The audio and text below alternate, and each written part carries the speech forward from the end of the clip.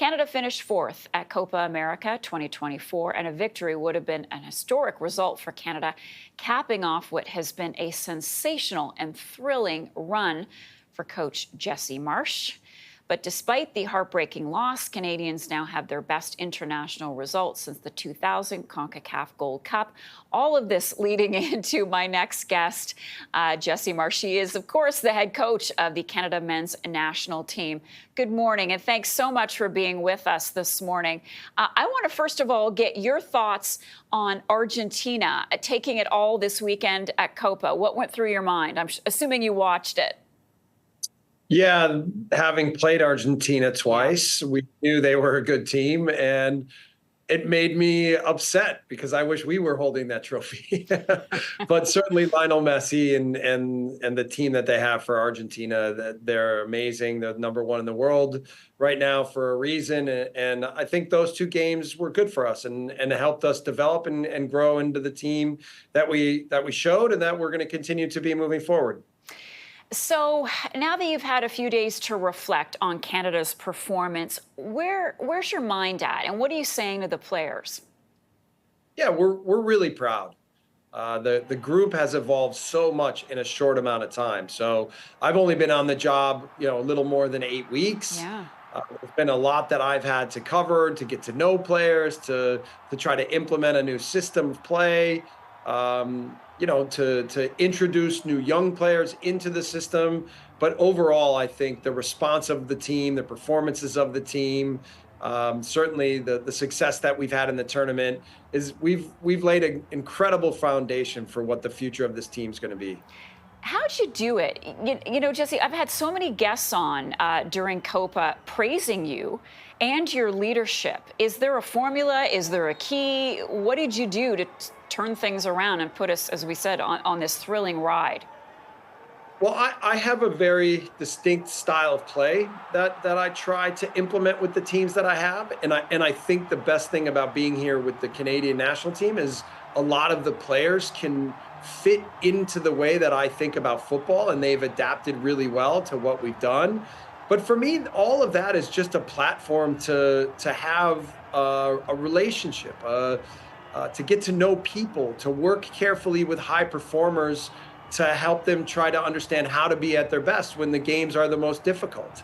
And that part with this group of players, the character they have, the commitment they have to each other, the pride they have for playing for the national team, I think that all Canadians should be so proud of this team, and not just what they accomplished, but how they behaved on the pitch, how they go after games, how they compete. I think they play with such integrity, with such personality. They love to be with each other. So I think that palpability is easy for everyone to see. And again, I hope that everybody's really proud of what they were able to achieve together. Well, they sure are, and of you too. I want to ask you about some comments that you made that really raised a few eyebrows.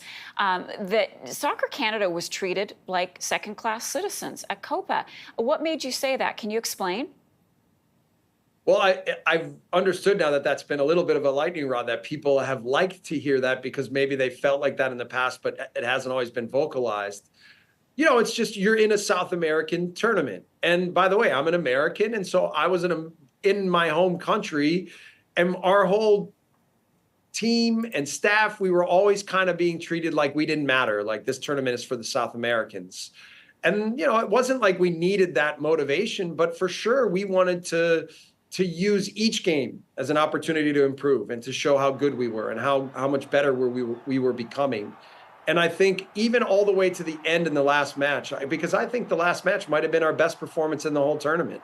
I think we showed that we have a team with character, a team with talent, a team that's really unified and has great team spirit, and a team that was willing to do whatever it takes against the odds to try to show that we could be winners. So we're going to use that as a big foundation moving into 2026, that's for sure. Yeah, and you talked about players being headbutted, racial slurs thrown at our players live and through social media.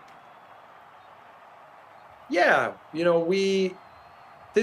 were a lot of challenges. Tajon Buchanan got hurt in training, but with each challenge and with each thing that was thrown at us, the team seemed to get stronger and more unified and more committed and more belief. And so I think even more than the performances, that's something that we're most proud of, is that we showed our character, that we never wavered in our belief, we never wavered in our commitment and team spirit. And I've learned, because being a new coach of this, I'm learning more and more what the Canadian spirit is and what that means to be Canadian. And I'm learning it mostly from them. And they're teaching me a lot of things, and I'm very proud to be their coach. I'm very proud of the way they conduct themselves, and we're going to continue to use that as a big bonus for us as we push to be the team that I know we can become. Yeah, it's really interesting to hear your perspective on Canada and how we were considered underdogs from an American. And obviously, you're looking to what, 2026 now, Jesse?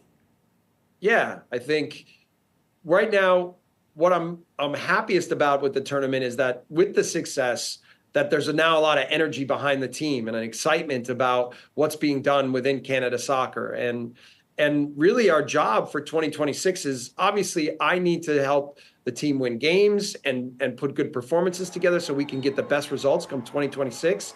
But overall, I think what we want to do is use the sport to inspire the nation and make this as like a line in the sand where everyone can say, yeah, in 2026 is when the needle was really moved for the sport in this country.